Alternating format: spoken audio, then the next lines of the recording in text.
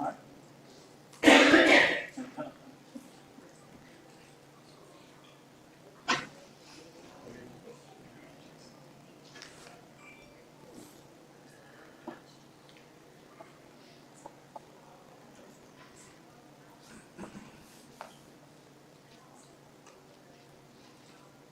Good morning, everyone. I'd like to have everyone here this morning. Before we start our class this morning, Ron's going to lead us in a word of prayer.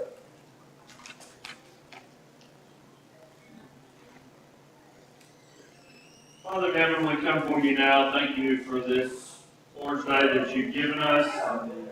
Many opportunities that we have been given here to come together to study the portion of your word. We ask as we go through the study this morning that we may be able to gain things from it, that it may make our lives stronger, that we may be better Christians and able to serve you better. We ask that you be with us always. In Christ we pray. Thank you. A little review this morning before we go any further, and I'm calling it Revelation Review from 30,000 foot.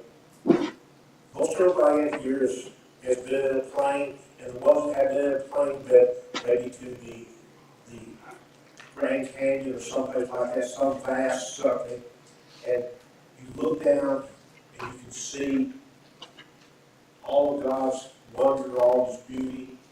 But what you see from 30,000 foot or from the rim of the Grand Canyon or something, it's going to be something different than probably what you'll see deep down in the bottom of the canyon if you're out here off the plane walking along.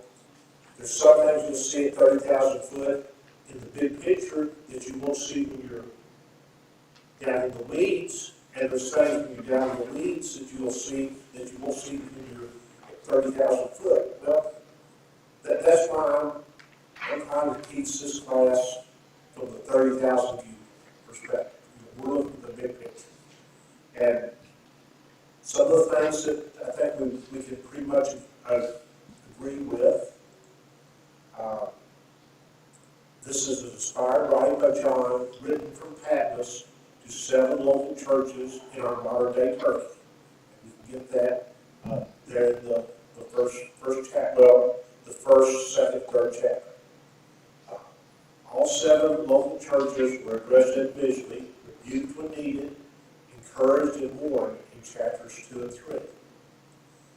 They lived in the heart of the Roman Empire. We've shown a map 2 or 3 times that we have that, and that helps us to see where it is.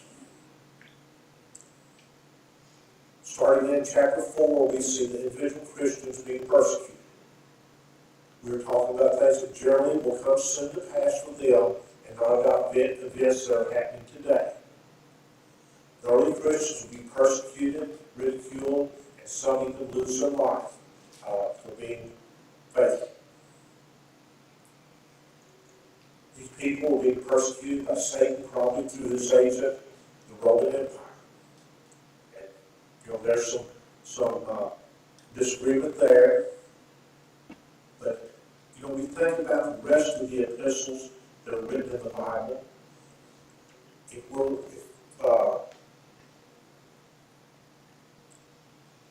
It's written to the Corinthians. It's about things that happen in Corinth. It's written to the Ephesians.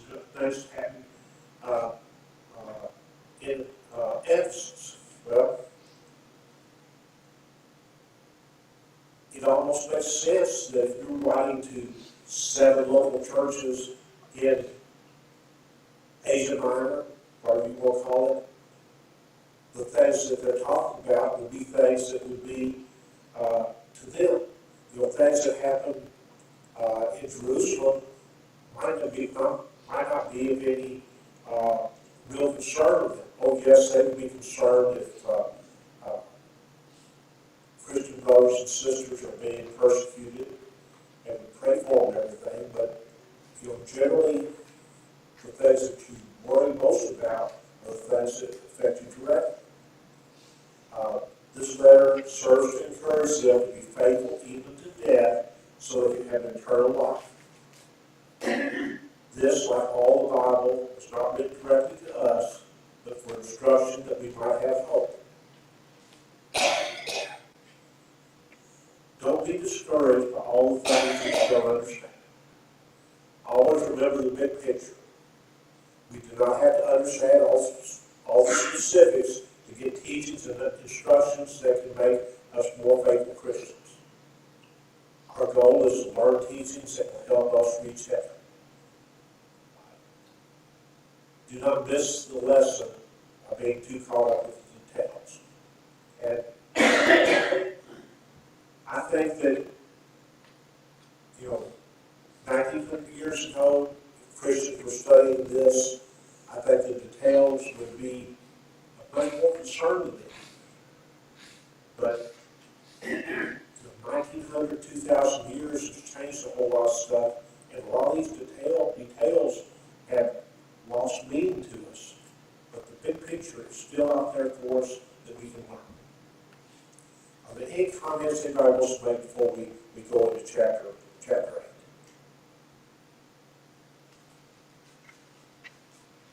I'll get off quiet today.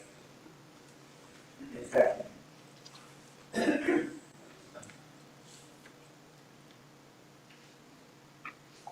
Before we start chapter 8, Casey's going to read the chapter.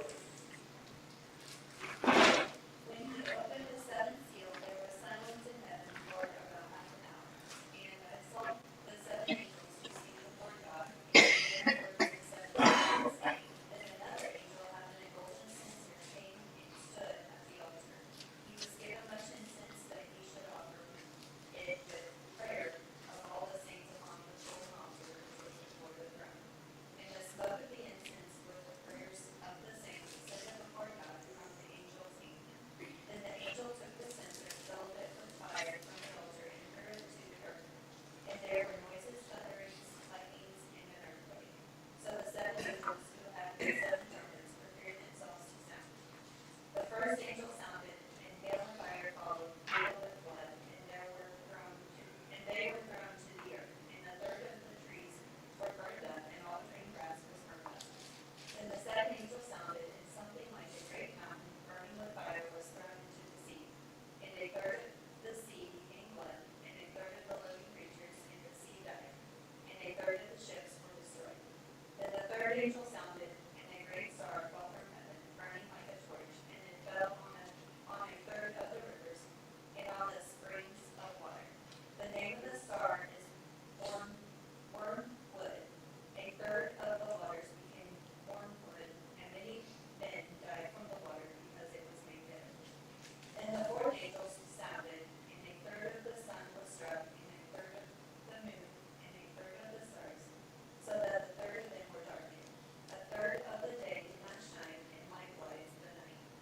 And I looked, and I heard an angel flying through the midst of heaven, saying with a loud voice, "Woe to the inhabitants of the earth, because of the remaining blast of the trumpet of the three angels who are about to sound." Thank you, Casey. Okay, we're following the interlude that we had in the previous chapter, and in which the Christians were reassured and comforted concerning things that were happen. Now, this seventh seal is open, and it's interesting at the first of the chapter, verse 1, it talks about it was silence in heaven for about a half hour. Well, most of you in here have kids or grandkids, or even nieces and nephews that you've been around. And you remember that birthday for one of your children, or the Christmas party, or whatever kind of party you were having, if you tell them, just wait a little bit, we've got to do this, and then we're going to open those gifts, we're going to have this party and everything. for them, that half hour seemed like a real long time. We know the big picture that half hour is just nothing. But if you're waiting for something, a half hour can seem like almost an eternity. They're waiting for something. There's a silence right now. They know something's going to be coming, and they're waiting. And they start hearing some trumpets. And, 7 seems to be a big number in the book of Revelation. But they're waiting for some trumpets, and all throughout the Bible, the trumpets had different uses. They were used to warn. They were used to call to assembly, an alarm, whatever, all kinds of things. In here, the trumpets are used as a warning to the coming judgment and to call these people to repent. You know that there's the Christians that are being faithful, most of them, but there's some, they're dealing with people throughout their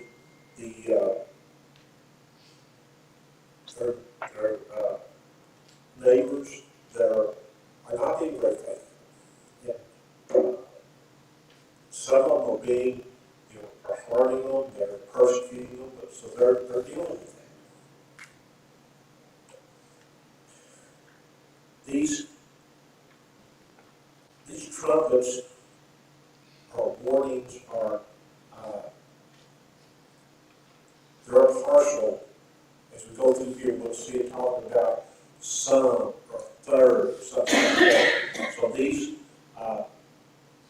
are warnings to get them to change, and they're kind of reminiscent of the plagues that we had in Egypt. We remember those. They weren't meant to kill everybody, but at least the one before the firstborn was killed. But they were made to warn. They were, God said this. If you think they were going to repent, they would.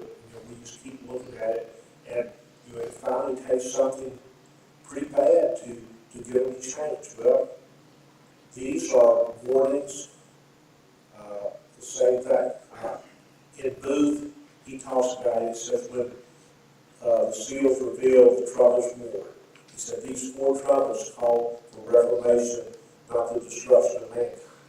And we'll see that as we go through here. They're not to destroy everything that's happened. The first trumpet, and as we go through, we'll see that there are some different people have different ideas of what's happening here. But the first trumpet was hail and fire mingled with blood and thrown to the earth. And I highlighted the third. Third of the trees and all the green grass were burned up. Things were going to be completely gone, but it's going to affect things. One of the books I looked at said this may symbolize the judgment of those that persecute God's people. And it's possibly some type of natural calamity. And all of these first 4 are similar to that.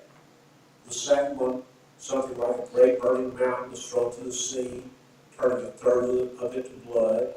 A third of the sea creatures died, a third of the ships were destroyed. It may symbolize the economic and commercial effect. And this is also could be a natural disaster. The third trumpet, it's affecting the more local waters. A great burning star named Wormwood falls to a third of the rivers and springs of water. A third of the water becomes wormwood, bitter wood, and many men die from the bitter wood. They represent trouble, sorrows, and death due to false worship. This is also maybe a natural disaster. And the fourth one, third of the sun, moon, and stars are struck, so the third of them were darkened. A third of the day, night did not shine. May symbolize God's warning to those who try to replace God's wisdom with man's wisdom. This is possibly another natural disaster. Now, as we look at these, we can, if we look at these natural disasters, we can look at some of these things and say, okay, could it be a meteorite that fell out of heaven? All kinds of things that could affect these things. But, God can use many things to accomplish His will. We need to remember that God may accomplish His ways. He has many ways at His disposal to accomplish things He wants to do. He can use man. He can use the elements. All kinds of things that He can do. Well, the author says this could possibly be natural calamities that are destroying Rome, the enemy of God's people. But we can disagree with a lot of things. But this 30,000 foot rule that we've been looking at, these are divine judgments upon the people of the earth. Whether we understand exactly what they are, these are judgments that have been made upon them.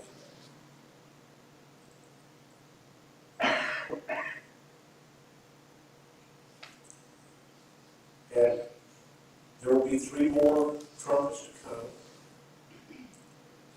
This is the 4 plus 3, that's the 7. So we're looking forward to see what those are.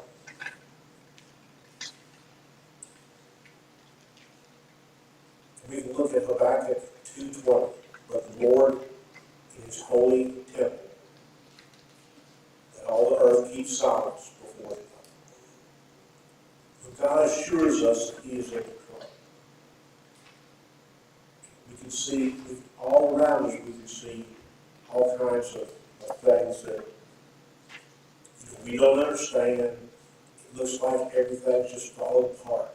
But we need to remember that through all of this, that God is in control. If we keep God on our side, there may be some of the individual battles that we are not going to win. We may not be successful. But the war against Satan and getting our eternal life in heaven, we are with God, have Him on our side, and do what He tells us to do. We will make it to heaven, just like these people here. None of us have seen this. That doesn't mean that we won't, in our lifetime, see greater persecution. We've not seen the kind of persecution they saw. They were persecuted to where I can't go here and buy something because I'm a Christian. They can tell I'm a Christian.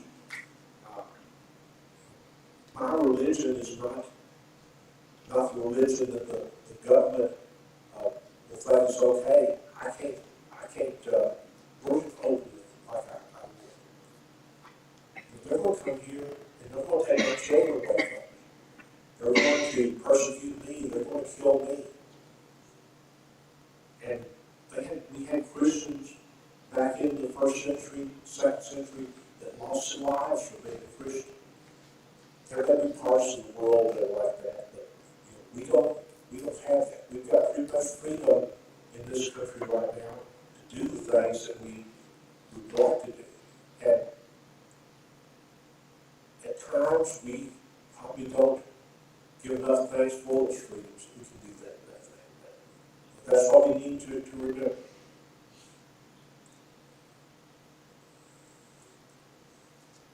And this is another thing that the first 4 trumpets may signify natural calamities that God would use against His judgments against apostate Israel who oppose His people. They're reminiscent of the Egyptian plagues, brought down against yourself that is later called Egypt. Revelation 11, about 3 chapters from now, they're called Egypt. We see these symbols all through here. Only a third were affected. So it's a warning. It's a serious warning. You know, it's when you're driving your car down the road and a warning light comes on in your car, generally, that's a serious thing. Right now, you may be okay. You may be able to get off the side of the road, get to someplace to get fixed. But a warning is something that needs to be heeded. And these people, as we go through here, and as we've been through here before, we see that those that oppose God, they don't heed these warnings, and they're going to. If you don't heed a warning long enough, there's going to be consequences, and that's what will happen. You know, the outline is set up. You know that we've got in the first verse we've got half hour silence, and then verses 2 through 6 you prepare for the sound of the 7 trumpets, and then 7 through 12 has the first four trumpets announced, and then in the last verse, they're announcing that other trumpets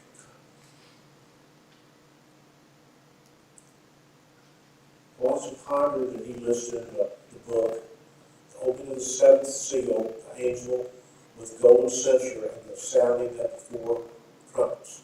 The possible significance of the silence in heaven in the first 4 trumpets. You know, that silence, you know, it is significant. You know, you think about it. Remember when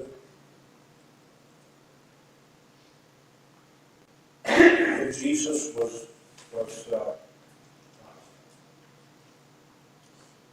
be asking questions like when he, I think, was this the woman's brought to him, and you know he's kind of just diddling on the ground or something like that. That little bit of silence sometimes makes a big difference. You know, there's significance in silence. It's not always the right thing to do as soon as something comes up to just go right into it, start asking the question. Sometimes your silence will answer a lot of things that need to be done. Okay, any comments before we, I think, the questions for the next thing that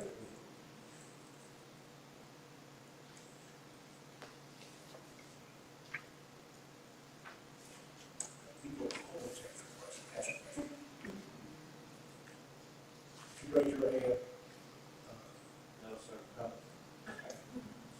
Did you just make a comment about the warning thing Okay. on the car?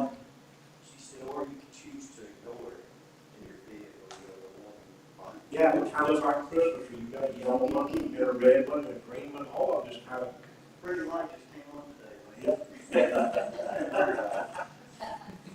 Turn our radio up.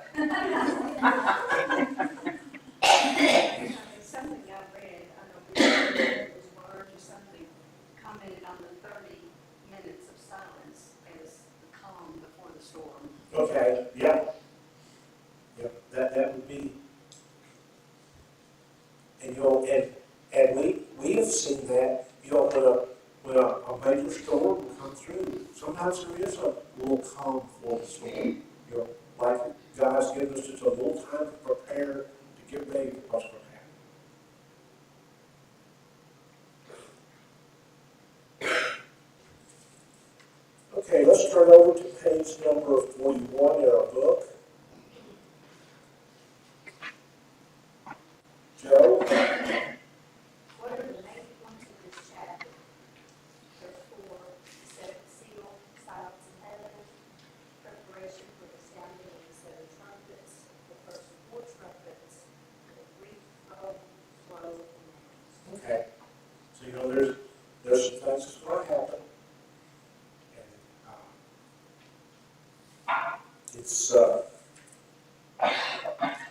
we've seen a lot of warnings before. We still got some warnings here that these people are going through. And these Christians have people around them that are doing them wrong, and we're dealing with it. And we see that many are faithful and can make it through the thing, and that's been encouragement to us. They've got much more to deal with than we have to. Lisa, number two.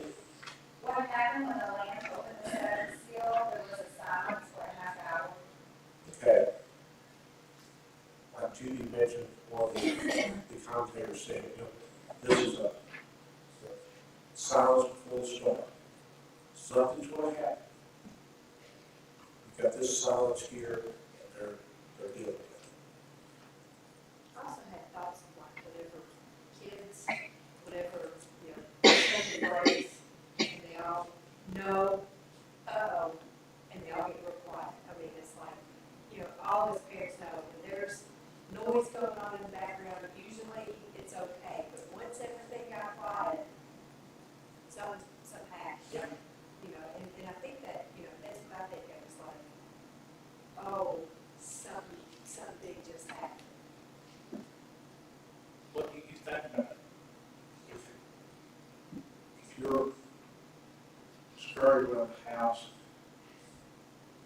you get the lamp with your elbow, you know what's going to happen. It's going to fall on rain or something. But at least longer, it seems like you're silent right there. Just What's going to happen? And you know what's going to happen. And I think these people know what's going to happen. That's the thing.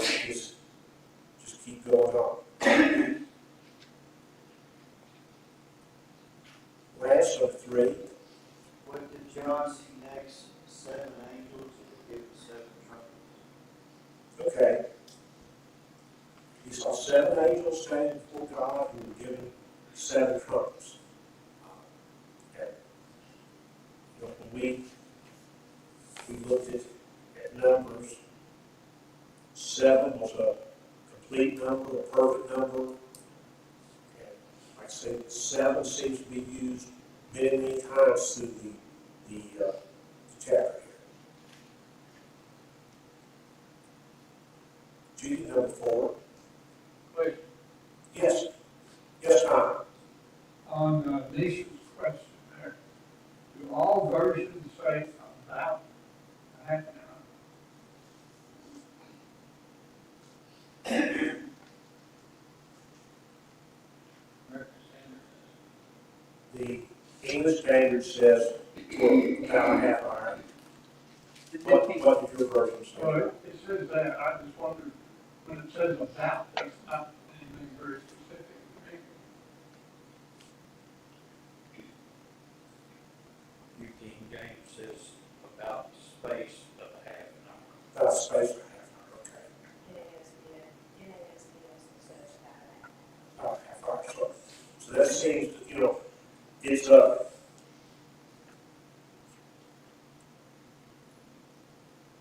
it's a relatively short time, maybe not specific time. When Christy, Larry, and Jackson came out this weekend,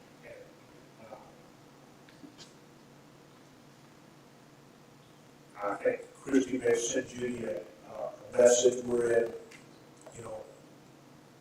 Henderson, we're in Evan Prayer, and that gives you some idea. And I talked to Larry, and he said, we should be here about 12:30. Well, they weren't here exactly 12:30, but that, very soon after that, they were here. So it's a similar thing, it's generally a time that we recognize, but not specific, just, whether it's in our way of thinking, whether it's about 25 minutes or about 35 minutes, boldly consider that, I'll be there in about a half hour. Same thing here, about a half hour, something's going to happen.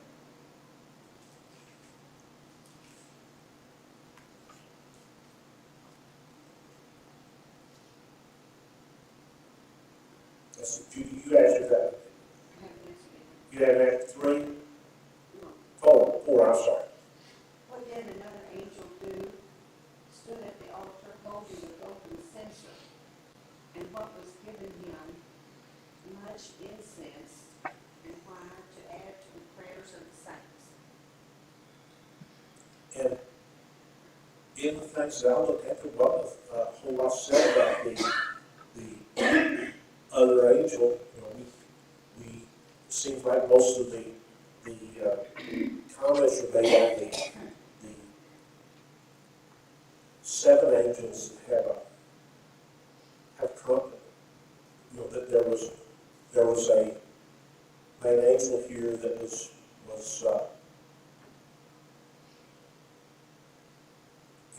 almost like orchestrating things happen. And an angel, whether that means an angelic being, as we think of, whether that means a messenger,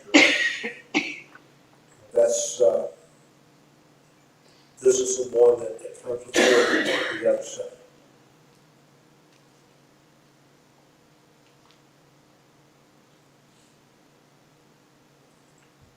Hominy, number 5. What did the angel then do with the censer? What then happened? Filled it with fire from the altar and threw it to the earth, and there was noise, thunder, lightning, and earthquake. Okay, and then the 7 angels are with the 7 trumpets. Right after this, they're preparing to sound. This is just like we had the half-hour silence. We have a big announcement that this is going to happen, and then we'll see that it will start happening. Emmett, number 6. Describe what happened when the first angel sounded. The dead turned up, and all the green grass turned up. Okay? There was hail and fire, making blood was thrown to the earth. Okay? Some of the commentators will say, maybe this was a meteorite, maybe this was something else that happened, but whatever it is, it's something that is of great importance that is happening. And, if you think about it, if it was a physical thing that happened, something that burned up the earth of the trees, all the grass of the earth, that's something that's major that's going to happen. That's a pretty big warning. And I don't know if these were natural calamities. Some of the authors talk about that some of them have to do with commerce, and some have to do with the shipping industry, all kinds of things. And I don't know, but I know that it's affecting a lot of people. A lot of the earth is being affected, and when these type of things, if it's a natural calamity, it would be something that would be very hard on us. Now, I say, I'm not sure that it is, whether it's the progressive downfall of what's happening in the Roman Empire, whether it has to do with things like Jerusalem. I'm not sure that 900 years out, certainly we can say exactly what happened, but we can say that this is something serious, and these people knew it was serious. Emmett, number 7. What's that? He just said that. Okay. Miss Jackson, I said, Yeah, okay. Let's go to David, number 7. Describe what happened when the second angel sounded. Something like a great mountain burning with fire was thrown into the sea, and a third of the sea became blood, a third of the living creatures died, and a third of the ships were destroyed. And if we're talking about if this is a natural calamity, and I'm not sure it was, the hail and fire mingled with blood thrown to the earth, we can think of something like a meteorite shower or something like that. This one right here, like a great burning mountain is thrown to the sea. We can think of, in our minds, if we thought of a volcano erupting, they can do great damage.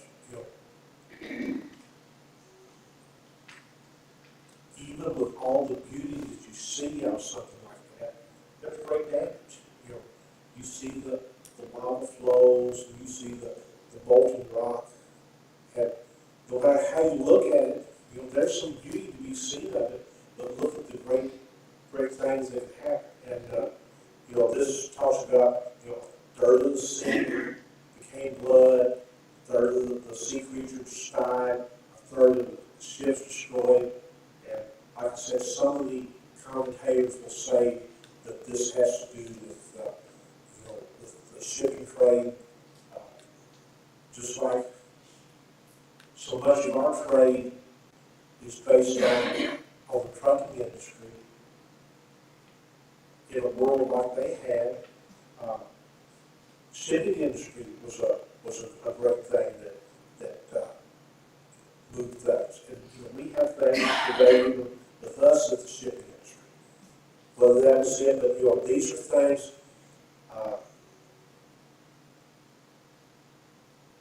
These are things that are affecting the way people around the Christians are living and things that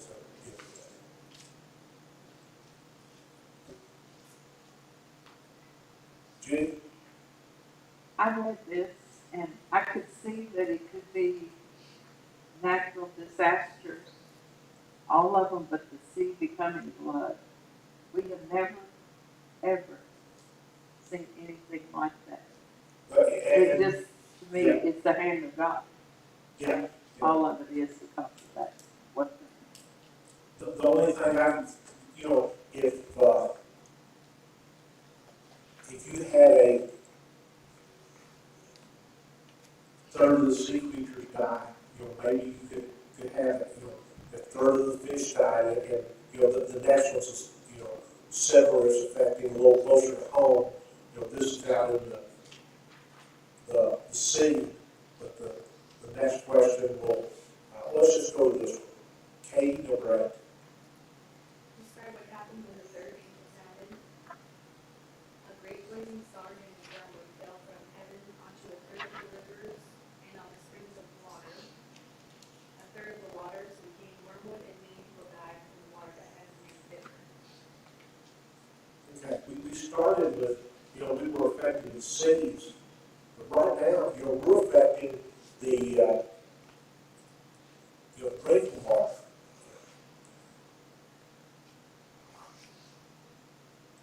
And like I said, there will be many reviews of commentators here exactly what this is talking about.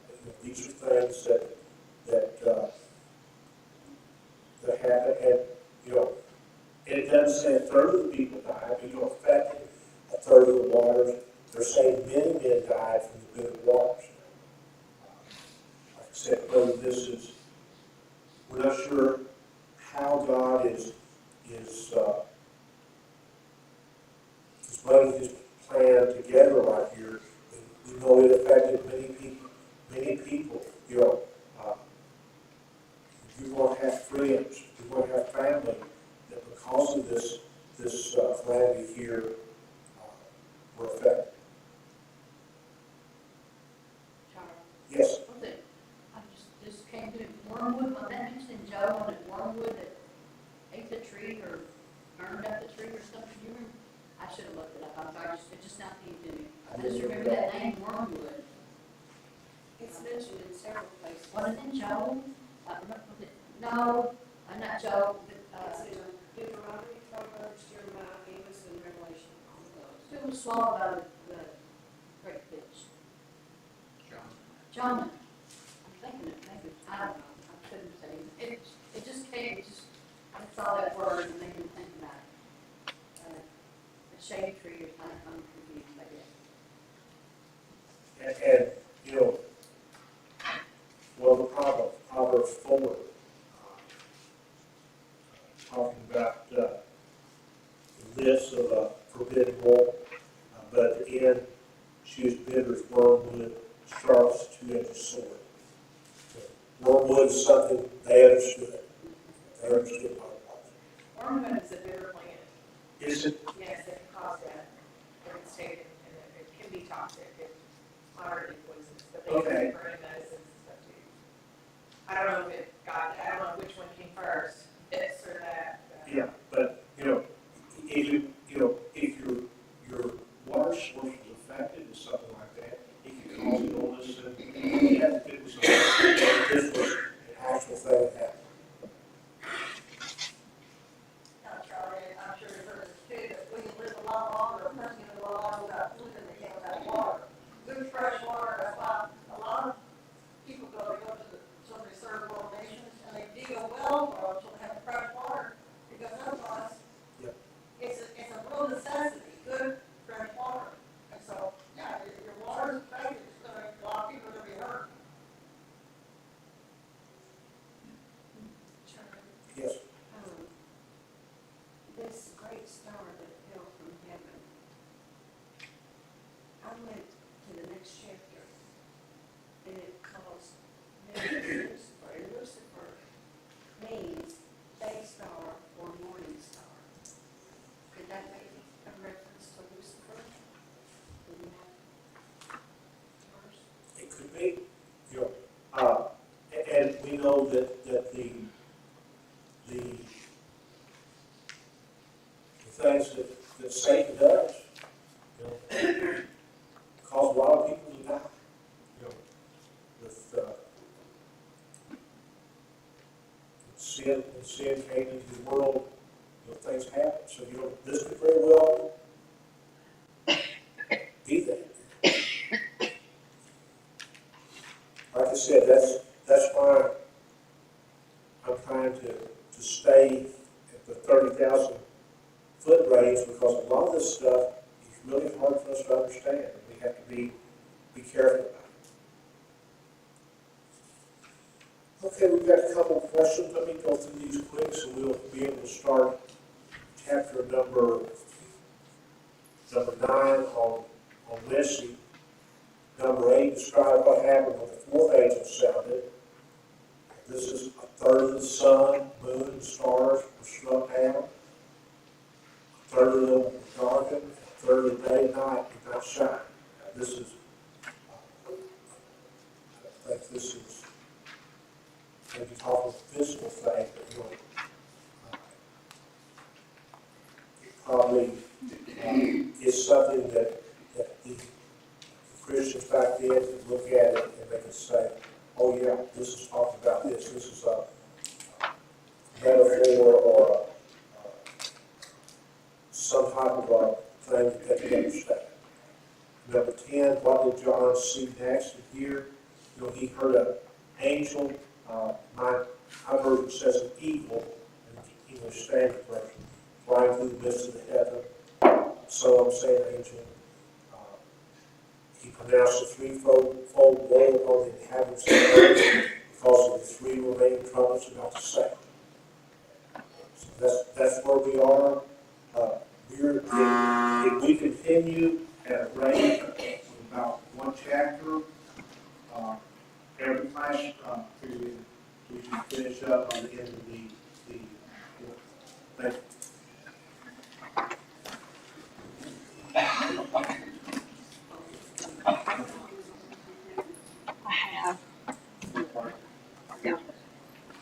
I gotta go to the cross game.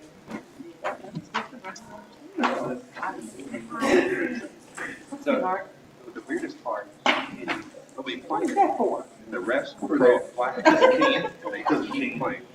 If you find it, Hey, Larry. I've got you. Something about the rule is that if they stop the play, How you been? it would be advantageous to get a penalty on yourself. Somehow it's better for you.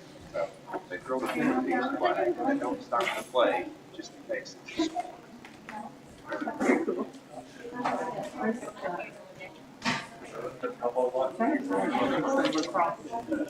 went 1 year to Southern County, Nebraska.